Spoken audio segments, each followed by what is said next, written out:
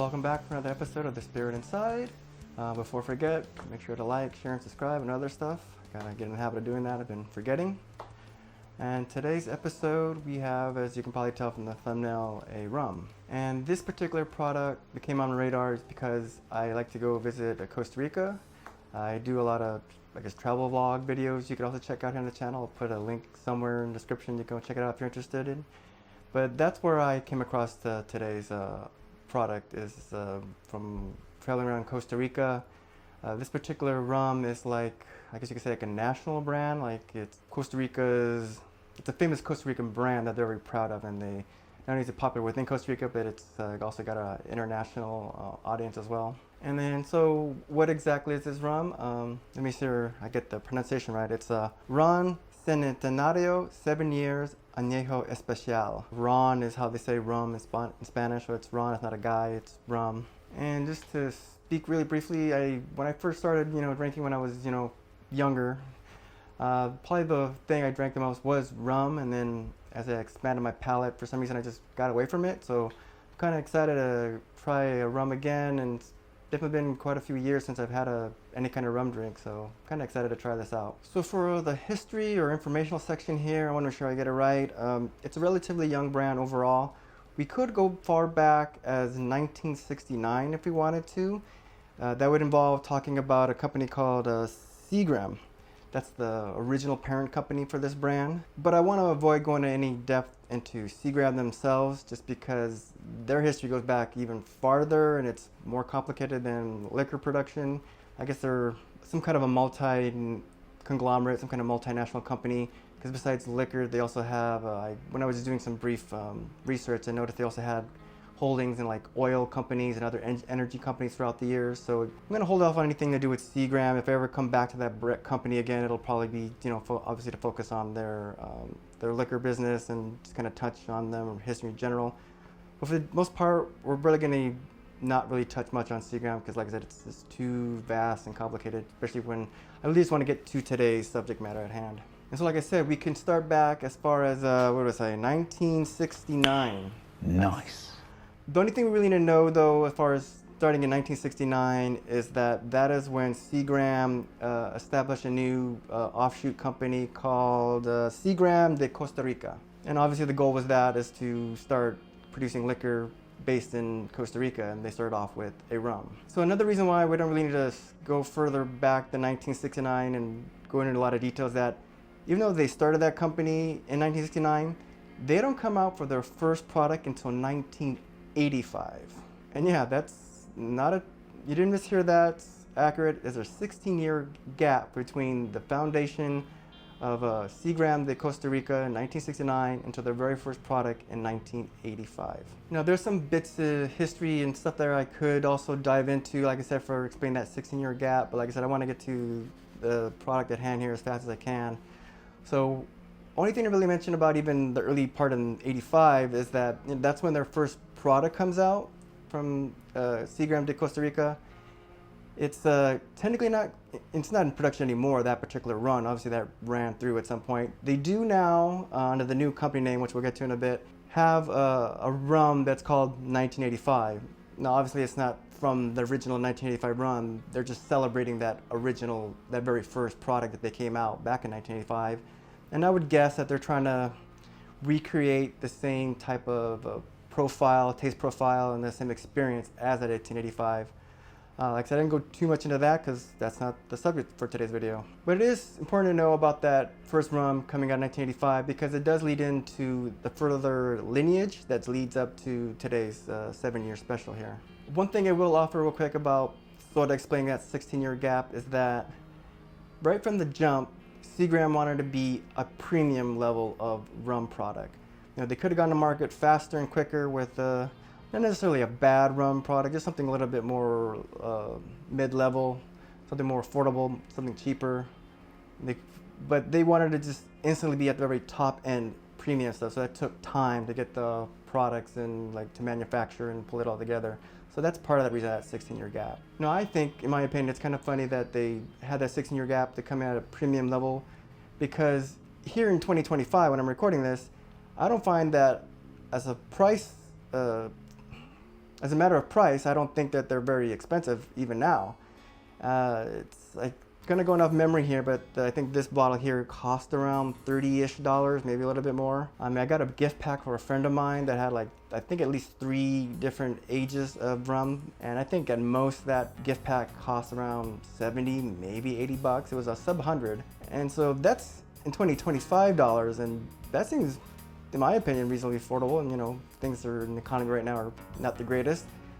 So I can only imagine in 1985 dollars what that would mean as far as price. It doesn't seem like to me that it's all that expensive. I wonder what even a cheaper version of this would have cost back in that time. So yes, this product is, and all the other lineup is supposed to be premium, but in my opinion, it's very accessible from a price point. But like I said, that's all the lineage and the history of this product. How does that relate to this rum we have today? Well, for reasons, which again, I'm not gonna get bogged down into in this video, in 2002, Seagram de Costa Rica dissolved. And in its place, they got a new company called, let me make sure I get this right, Centenario Internacional SA. So that happens in 2002, and then in 2004, we get the 7-year special. And now what I want to say here is that usually when I do these videos, at least so far, I've been trying to find like their flagship product.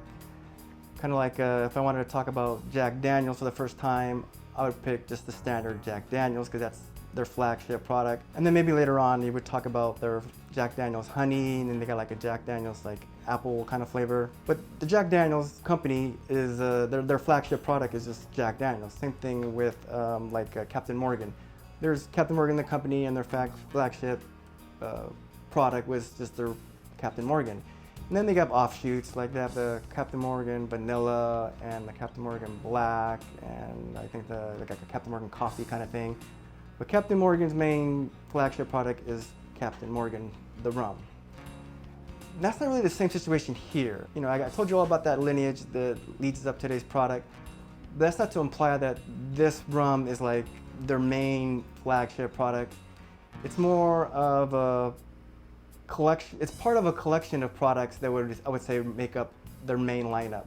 Because besides the 7-year, you have other aged rums. They also have, I'm going to show you, get this right, they have 20-year, 25-year, and a 30-year version. And I think along with the 7-year, those all collective are their flagship products. But then it's just a matter of, you know, what year you want to get into. The 7-year is kind of the more entrance point. It's the more affordable one. And then it suits to the 20-year. That's going to be a little bit more, and it's going to have a little bit different profile as far as the and different experience. And the 25 and the 30-year and so on. And as you go up into higher years, they just get more expensive. So this isn't, I wouldn't call this a flagship product on its own, but it's part of a lineup of flagship products, and this is just the entrance point as far as price-wise. There's one major factor that separates a 7-year-old from the other aged rums, the 20, 25, and 30. The older ones, they have a different aging process that's called continuous aging, and they describe the 7-year as something that's just traditional aging process. That's really the main difference, just the aging process. So like I said, being a brand that really didn't launch their first product until 1985, there's not a whole lot of history to talk about the company itself, let alone this specific rum here in front of us today. There's a little bit more I could give you, but I just don't want to shot blast it all at once in this one video. And I do have their other products here. I'll fill in the gaps as I do those other videos. The little bit more I want to give on this particular rum before we head into the review is the following. So obviously it's aged 7 years, which is not an insignificant amount of time, but it's also not a crazy amount of time. So this is going to make it a 40% alcohol per volume, which is a 80 proof. So this is described as a moderate level of alcohol. It's going to be not hit you too hard drinking it straight, and it's going to be just fine in a mix. Now those 7 years of aging are done in American oak barrels that had previously been used in aging American bourbon whiskey. And then this next part kind of confuses me, so maybe somebody out there can explain it to me. It says it's a blended of aged rums. Now it's a 7-year special, that's what it's called, and it's aged 7 years, but it's a blending of different aged rums. So I don't know how to take that, as I mean, it's mostly 7 years, but there might be a few, whatever, some of 3 years only aged, or some that's aged 10 years. Or do they mean it's all aged 7 years, but it's from different like batches of barrels? I would assume it's the second one version there, the latter, but I'm not entirely sure. It's kind of confusing to me. And another thing they like to draw attention to is that it is 100% made from sugarcane. Now, this particular rum has won awards. I want to make sure I get this right. It's from the International Rum Conference in 2012. It won a silver medal. That's important because when we do get to the review section and we get to the labeling, that's gonna bring up an interesting topic. Now, another thing I want to clear up is that there is a Ron Centenario Añejo Especial 7 Provincias. Now, when I was doing my research, some sources kind of had a different take on it, and there was a lot of muddiness about figuring it out. But I think I'm pretty sure, confident that I have this all figured out. It's the same product. So here's the truth of it to sort of clear things up, is that in 2021, Costa Rica was celebrating the bicentennial of independence. And the company wanted to celebrate that. So they created a special limited version of the 7-year just by changing the label. And that's it. Hopefully I'm just seeing it up here on screen. You see what the label I have here today. It says 7-year Añejo Special. Limited edition label has more or less the same thing, except it has the word in Spanish, provincias. And the reason why they put that in there is that, like I said, it's to celebrate the bicentennial independence, but this also represents the 7 provinces of Costa Rica. But as far as the actual product in the bottle, it's the same thing. It's literally just the label that's been altered. And then if you look into it, some will swear no, it's the 7-year Añejo Special is one thing, and the 7-year Añejo Provincia is a different product. It's just the label. It's the exact same thing. The 7-year age, same thing. They just changed the label to celebrate the Costa Rica independence in 2021. So with that all the way, now we can get into the review proper. All right, so let's start, as we always do, with the bottle and the packaging. And I've been studying this for a while off camera and doing my research. I do like the simplicity of the design. At first, I didn't like the blue label so much because I felt like it clashed with the amber color of the rum. But now, as I kind of been studying it, I feel like it's more of a contrast that helps the label pop out. And then, like I mentioned, the label went through a change in 2021. Since I have the older style label, even though I bought this within the last year and a half, I'm going to judge the rating based on what I have here in front of me. Although I will say, just from looking at the other ultra label for the 7-year Provincias to celebrate the independence, I like that style a little bit better. Even though the changes are fairly minute, there just seems to be more space on the altered the 7th edition, the 7th edition Provincia one. Just a little bit more negative space, a little bit, things aren't so crowded. The one I have here has the same information, and I don't know, for something, especially in the center part, everything's just kind of jammed together, and then the newer limited edition version, I think it's just a little bit cleaner. Now, usually when I do the reviews, especially on the label packaging, it's a pretty quick 1 or 2 minute thing, and we move on to the next category. This is probably going to be a little bit longer, just because I do need to talk about, on the bottom part of the graphic, you see these awards. There's 5 of them, in fact, from something called the ISW. Now before, though, I mentioned that the one award that I could find that this particular rum got was from the International Rum Conference. So what is ISW? ISW, and I want to make sure I get this right, it's the Menninghers International Spirit Award. Now, I'm not going to go into too much information on that organization. It just would throw things off topic here a little bit. But the thing to take away from them is that, even though if you might never heard of that organization, it's a legit, prestigious organization to get an award from. If you get an award from them for whatever your product and whatever category, that's something to brag about. And so you would think, looking at today's product, since it has 5 of those awards from ISW there on the bottom, and if you look closely, it's kind of hard even in person because of the reflective nature of it. You do see that there are different categories, gold for the taste or the gold for the profile, different kinds of things in there. So it makes it seem like, oh, this has 5 awards for all these different categories from ISW. But I don't think that's the case, because many of the labels for their different products have the exact same graphic on the bottom, the exact same award graphic for the same categories, for the same either gold or silver or whatever they won.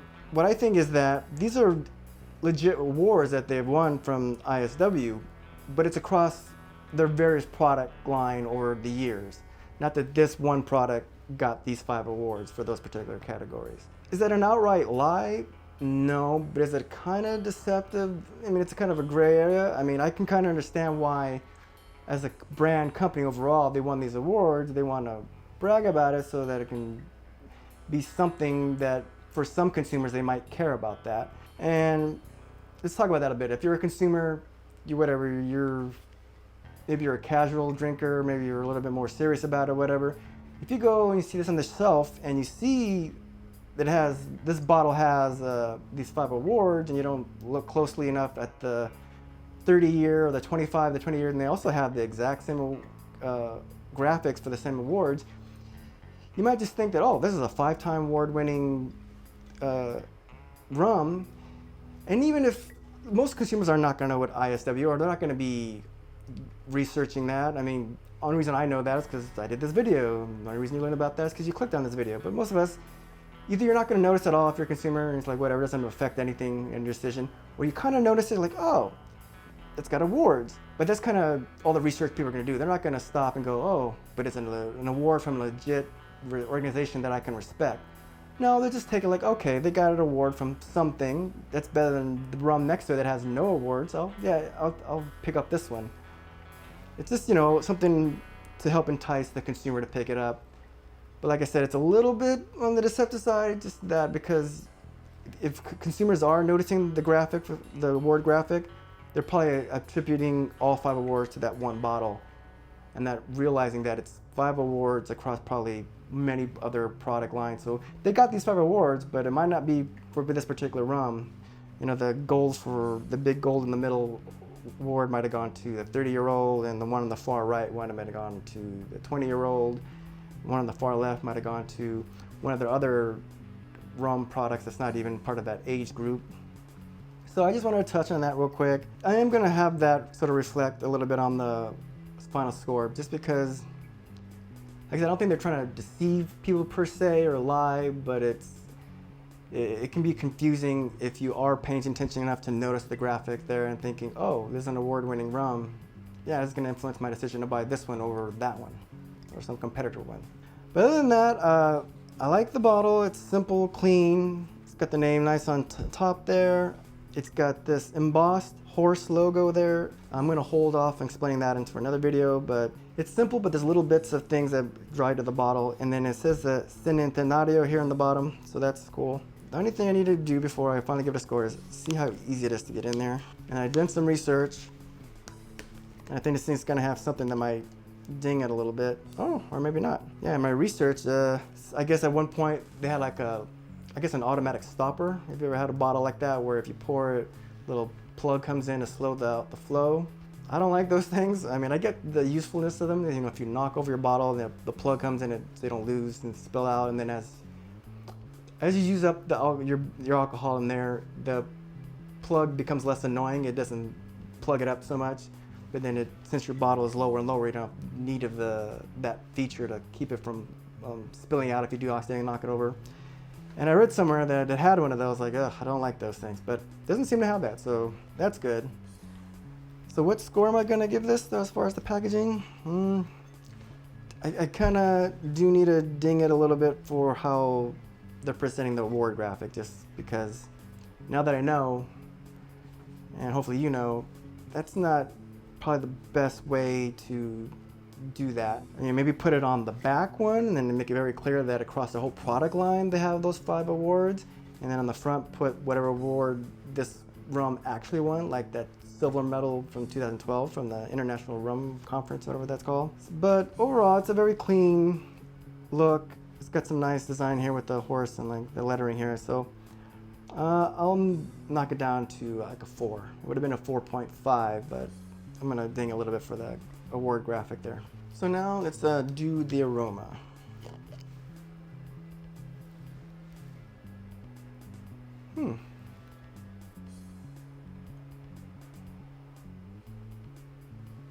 Now, most of my experience with rum has been like Bacardi, Captain Morgan. I was really a big fan when I was drinking rum more often of the Captain Morgan Black. And maybe my memory's faded a little bit from having all these years from not having rum, but it seems a little bit unique compared to what I remember. Let's see, let's pour it out here.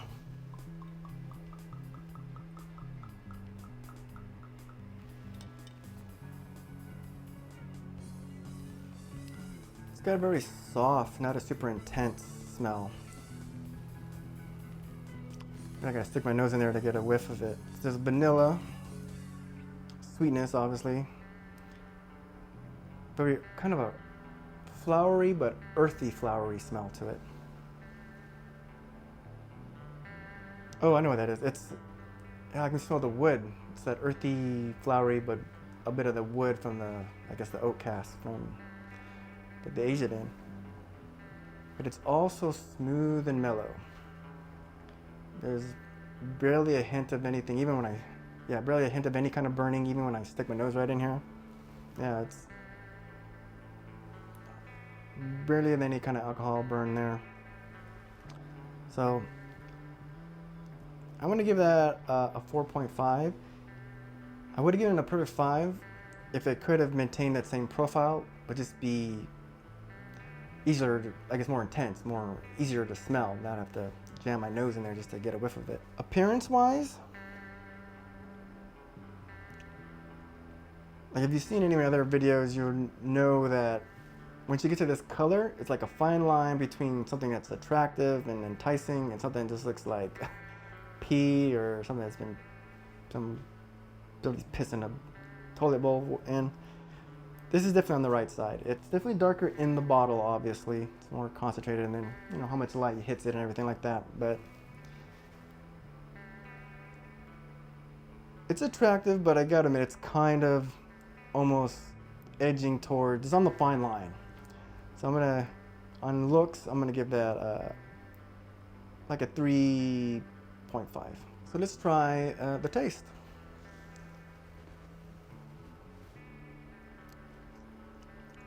It's good. I like it, but it's in one way kind of the opposite of the smell, in that it's supposed to be a moderate, not too intense, but it seems fairly strong to me as far as the flavor and the intensity, and there's definitely a lot more of the burn, of the alcohol burn profile in there.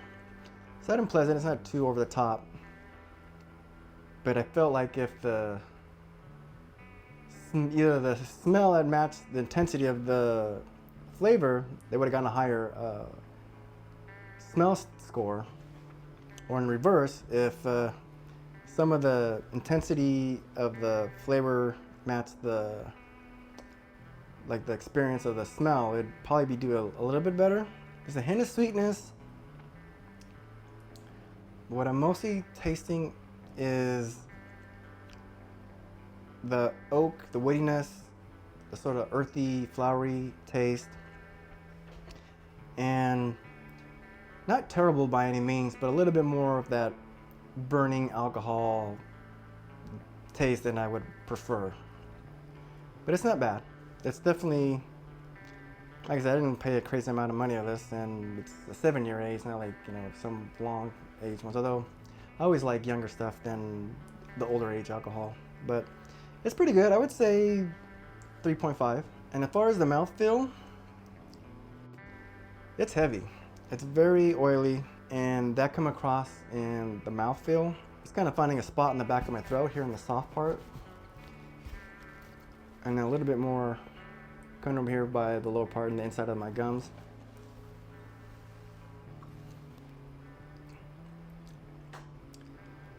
Yeah, it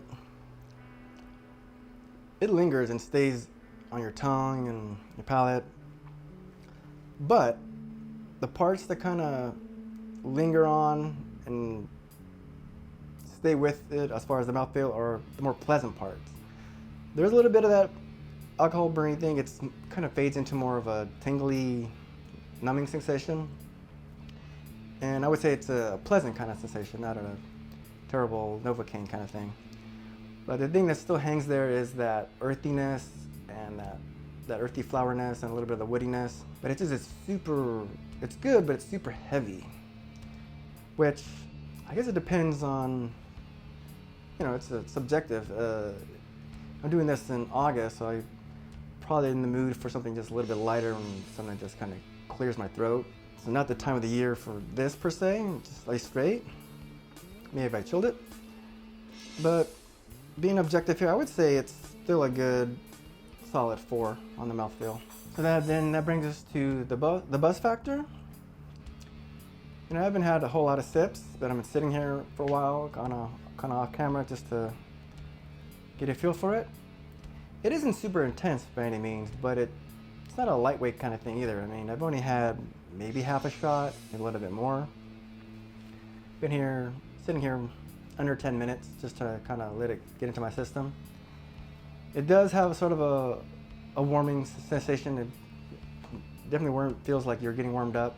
Like I said, I'm doing this in August in my kitchen. I have a fan going. Not the greatest choice for this type of weather, but if it was colder, it'd be welcoming. And I can feel it kind of giving me a slight little buzz and giving that tingle there. That's funny, everything I read about it said it was kind of a medium level as far as intensity of that, but I would say it's slightly, maybe it's not the most intense thing, but slightly above more than what I would assume a medium level kind of intensity of alcohol would be. I'm going to give this one also a solid 4. Not too overly powerful, but it's not going to have to take too much effort to get you there. You take a drink with 1 or 2 shots in it, it'll probably get you going or drink it straight. It wouldn't take too much to get a nice little buzz going. So I give that, like a 4. So doing a little bit off-camera math here, it comes out to a 3.92 when you round up a little bit, and that's a pretty respectable score. I have to admit, when I first cracked it open and started going through experiencing it and trying it out, wasn't sure I was going to end up.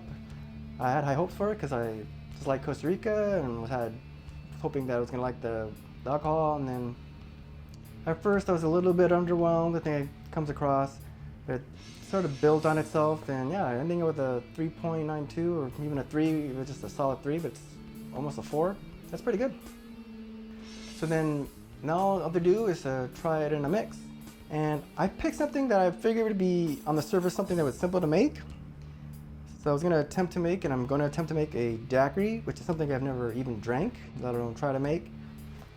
I mean, it's only 3 ingredients, and I would like to do for these videos something that's pretty simple and that lets mainly the alcohol that we're testing here do the heavy lifting.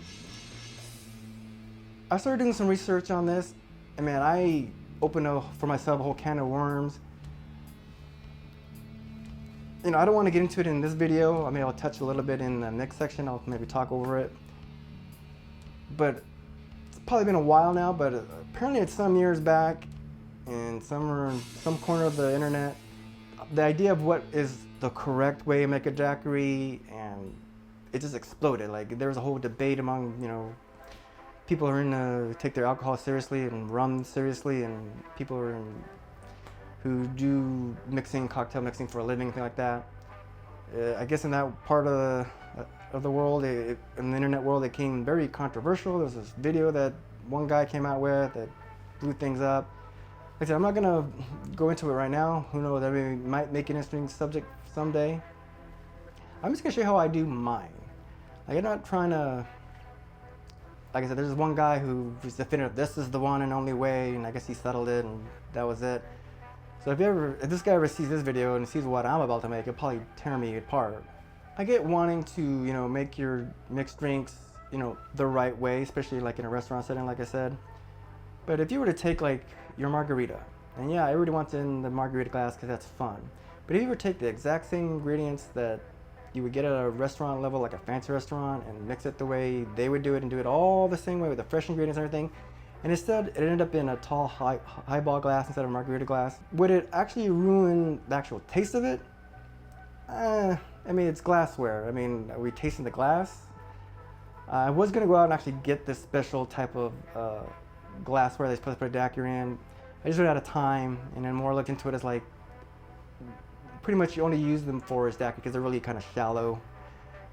I mean, maybe I'll invest in that in some other time if I feel it's worth it, but like I said, I ran out of time before I wanted to shoot this video, so I'm just going to do this in a regular glass, and like I'll explain here in the mix section. And like I said, I'll probably talk a little bit more in the next section about some of that controversy and why I'm doing it the way I'm gonna do it. Today we're making a daiquiri, and I guess we're gonna call this specific daiquiri my version. It's the my daiquiri. If you don't like it, by all means, I'm gonna put some links to Steve the bartenders. He doesn't do it particularly my way that I'm gonna show you. He doesn't do it a particular way that other people do it, especially this one apparently expert said it's gotta be done this one way. But I borrowed a little bit from here, a bit of that. Like I said, I'm trying to just come up with my version. So we'll head into the mix section next. All right, we're here in the mix section, and I'm gonna attempt to show you how to make a daiquiri. And I thought I'd pick something that was pretty simple and straightforward. 3 ingredients, not too complicated, not a whole lot of equipment you need.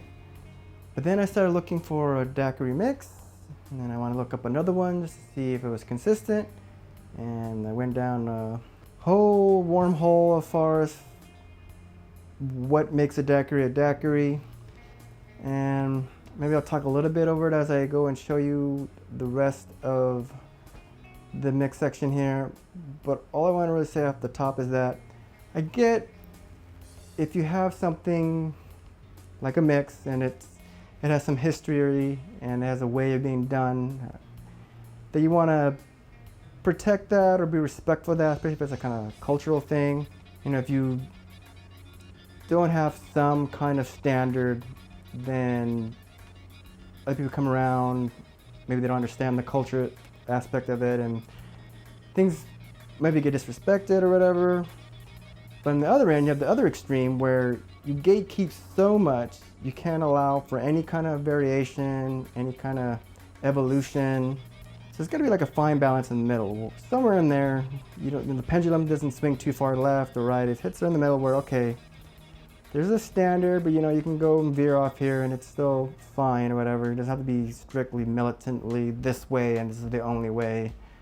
On the other hand, if you stray too far, it's like, okay, call it something else. You're kind of strayed so far off from the base, the core of it, that it's something else entirely. Just own it on your own. Don't try to connect it to what you thought you were doing it. You gotta be respectful for that connection. So what I'm gonna show you is my daiquiri, M-Y daiquiri, my daiquiri.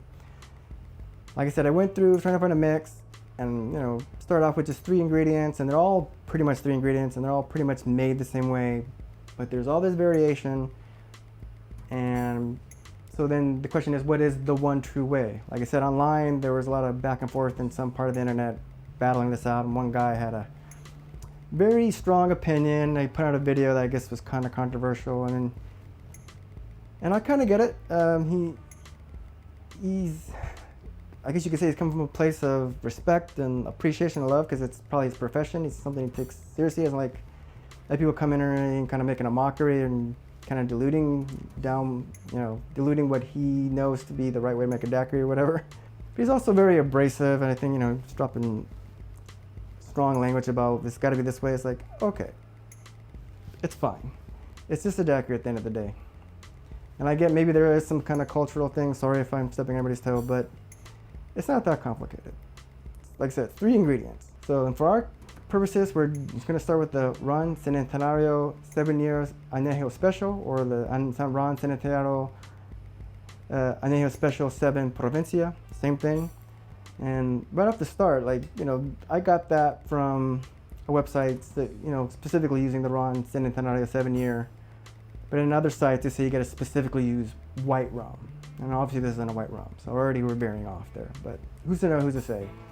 The next ingredient is lime juice. Of course, these mixes always say fresh is better. I'm not going to argue with that. I only use pre-concentrated just because I just want to go at speed. I just want to show you. If you want to use fresh lime juice, you want to do that and squeeze it, your fresh lime juice, go right ahead. I can tell you that the guy who made that video had a very strong opinion that you're crap, you're shit if you don't take the time to do fresh orange juice. And what I'm hoping is that his strong opinion had to do with like in a restaurant or professional setting. If you're doing it at home, I would hope it's a little bit more relaxed, it's a little bit more leeway. But yeah, lime juice, 2 ounces of that. No, excuse me, 1 ounce of that. 2 ounces of the rum, white or otherwise, or Ron Centenario, 1 ounce of the lime juice. Then you're gonna want some kind of sugar-based thing. So most of them said syrup, simple syrup, sorry. And there was one I came across where instead of simple syrup, they had something else, something 1-to-1 sugar or something. Like I don't remember what it is even off the top of my head. I didn't care. Like, okay, most of them said simple syrup. I'm sticking with simple syrup, but some kind of sugar-based mixer. So it could be agave syrup maybe. I guess in some circles that'd be a no-no, but whatever. Simple syrup, the 1-to-1 sugar or something, and agave syrup, something that you like. I'm gonna go with, since most of them said simple syrup, I'm gonna go with that. You're gonna want some tools. You're gonna want a shaker. You want a strainer because we're gonna include ice, but it's not, you don't want the ice in your glass. And something to measure out everything out. The ice is gonna be cubed. That's good to know. It's not gonna end up in your glass. It's just to chill down in the shaker while we shake it. And I do have the glass here. Now, there's a few different ways you want to do this. You can either just keep it in your freezer because you do want to keep it cold, or Steve the bartender showed a trick because he just threw in a big ice cube there to keep it cool. That when you pour it in, it's a cool glass, not a room temperature glass. I'm gonna disappear this for a minute and put it in my freezer because it's just right here next to me, and it'll come back near when we need to do the pour. So I swapped out the glass into the freezer for some ice cubes. We're gonna fill the shaker with the ice cubes. Now you just want to fill it out maybe about halfway through. You don't have to fill the whole thing up. Now I have already made one of these daiquiris before. Just to give you a little tip, depending on what kind of shaker you're using, I have a metal shaker here. You got to shake it for quite a bit to, I guess, get the effect that we want. We're not doing a quick shake. This is going to be a little bit more longer, more intense. Because I have this metal shaker, it gets very cold on a bare hand. So if you have a metal shaker, I wouldn't slam that too tight because when you're done all shaking, it's going to be hard to separate. But you also might want to get like some kind of a glove or like an oven glove or a rag here, just so your hand is not directly onto this, because even holding it now, that is super cold. And if you're shaking it for a long time, it's going to get fatiguing and it's going to hurt your hand from the temperature. So I got this rag here, kitchen towel. And then we're going to go ahead and now pour in our ingredients. Put this here so I don't make a mess. Now I did find some, in fact I would say most of the mixes I found only said 1 ounce or maybe 1.5 ounce of Centenario or rum, whatever you want to use. But there was a few that said 2. I want to go with 2 ounces just because I want to have this do the heavy lifting and just be more part of the mix.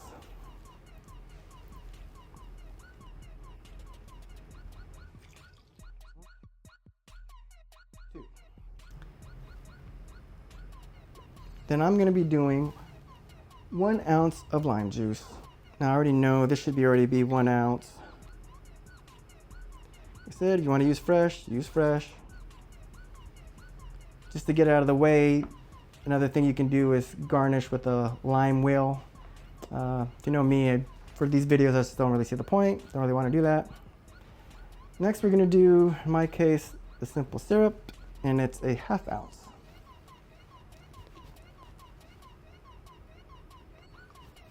Right. Next we got to do a shake. Like I said, we don't overdo it on how hard you clamp on your top, just enough so it doesn't go flying off. If you have a metal shaker or depending on your shaker, you might want to use some kind of kitchen towel just to keep as a barrier between your hand and your skin in the middle. And then we're going to give it a shake, and this is a very vigorous shake.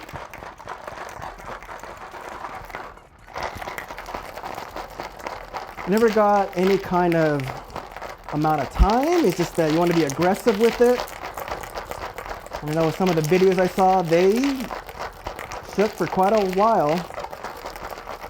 Ugh, at least the top part is already hurting my hands. It's so cold.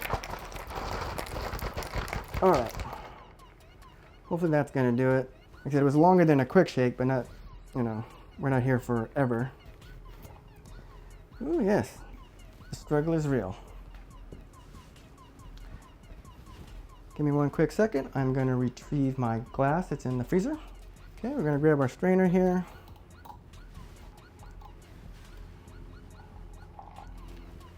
Like I said, there's no ice in the actual glass that we're gonna be drinking from. Oh, I should also point out real quick is that this, if you're making a proper daiquiri, is the totally wrong glass. Forget what the glassware is called. It's got a specific name. I'll put it up here on the screen so you can see and give you an image of it. I did intend originally to go ahead and buy one of those just to show you what it looks like. I just kind of ran out of time. I get it's part of the presentation if you're like at a restaurant, but doing this at home, it's just glass. I don't think it matters as far as the taste. I think we're good there. But that's it. That is the daiquiri, or at least my daiquiri. All right, and we're back. And that's how we make my daiquiri. Probably not meeting certain people's standards or whatever, but that's how I do it. Maybe it's bad. We'll find out. I guess it's gonna be on me if it's bad. All right, so aroma. Now I went with 2 ounces of the rum instead of the 1 ounce that most mixes that I found. There's only a few that I saw that said more than 1 ounce. And I thought part of that, there were a few reasons for that, but one thing I would figure is because I wanted the rum to be up front, but all I really smell is citrus. But it's not like the lime like it would be from on its own. If there is something else mixing in there. Oh, it's that flowery part of the rum that's coming through with the citrus. Not so much the earthy part or the oak and the wood part, but it almost has I guess it's the sweetness also from the syrup and from the rum. It's almost a candy-like citrus smell. It's very nice. I like it. Yeah, that's really nice. Kind of almost wish there was like a cologne or something like that. I'm gonna give that a 5. Appearance-wise, I have to admit, like a lot of the ones I saw in videos and other people's websites and stuff like that, it looked, it definitely looks different than mine. Theirs looked almost kind of frothy and thick. Mine doesn't have that. It's just kind of a melted lemon candy look to it. It's not bad by any means, but I was kind of expecting what I've been seeing in my research. But on its own, it's pretty good. I would give this a solid 3. All right, moment of truth. What does it taste like?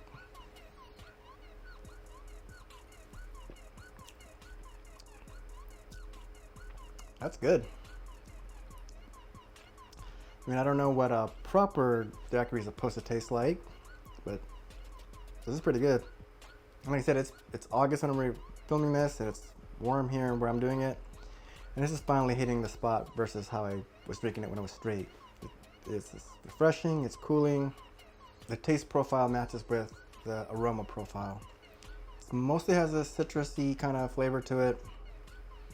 But then there is a little bit of a sweetened factor to it. A very kind of almost a good candy-ish kind of sweet, or not over too sweet, but it's, I don't know, it just reminds me more of candy versus, I don't know, some kind of other sweetness you might get from some other kind of, like from a fruit or something like that. It's got a little bit of that floral taste to it. Yeah, this is pretty good. No burn or anything like that. I'm gonna settle though on a 4.5 just because I do feel like it's a little bit more too citrusy profile. Now, like I said, it's my first daiquiri I ever tried. It's my own version, not a proper daiquiri. I don't even know what I guess I should have gone a baseline of what a good daiquiri would taste like. Maybe it's supposed to be more citrusy forward. Maybe mine is not supposed to be, and it's failing on that front. But just judging it for what it is in front of me, yeah, I'll say a 4.5. The mouthfeel is great. It's totally different from when you drink it straight. The heaviness is gone. It's very cooling, refreshing. No numbing and tingling of any kind, good or bad. It's just hits you with its experience as far as, the flavor and the smells, and then it washes down and it's gone. You're ready for your next sip. So I would say on the mouthfeel, I'll give that a 5. So then we come to the buzz factor. Now, through the magic of editing, you didn't see any of this, but I've been sitting here for a while, having a few more sips, trying to give it a chance to work through my system to see what it's gonna do.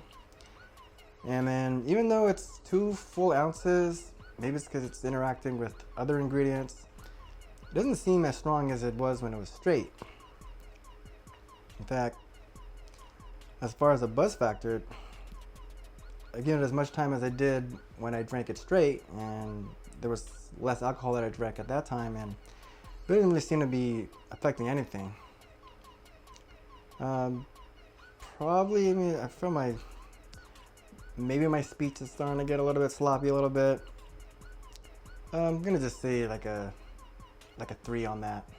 Doesn't seem, kind of just middle of the road, which is, again, neither good nor bad. It's just a score as far as how intense I think the alcohol level is. If you've got some kind of event and you're drinking something like this and you need to pace yourself, then these would probably be a good choice. So you can sip on it and not get too sloppy. If your goal is to get buzzed and quick and intensely and hard, probably other things you should try. Yeah, I think I'll stick with the 3. All right, after just a little bit more of off-camera math, we got a score of 4.1. Yeah, 4.1. That's pretty good. Actually, slightly better than its straight score, but keep in mind there's an extra category to work against it in the straight score. So they're pretty much on par, whether you drink it, at least this mix versus straight. I came in with high expectations, and then I started drinking it, straight, and the first was a little bit underwhelming, but then it kind of build and build. By the end of the review for the straight version, it done well for itself. And kind of the same thing with the mix. It's ended in fairly strong. I mean, kind of underassuming.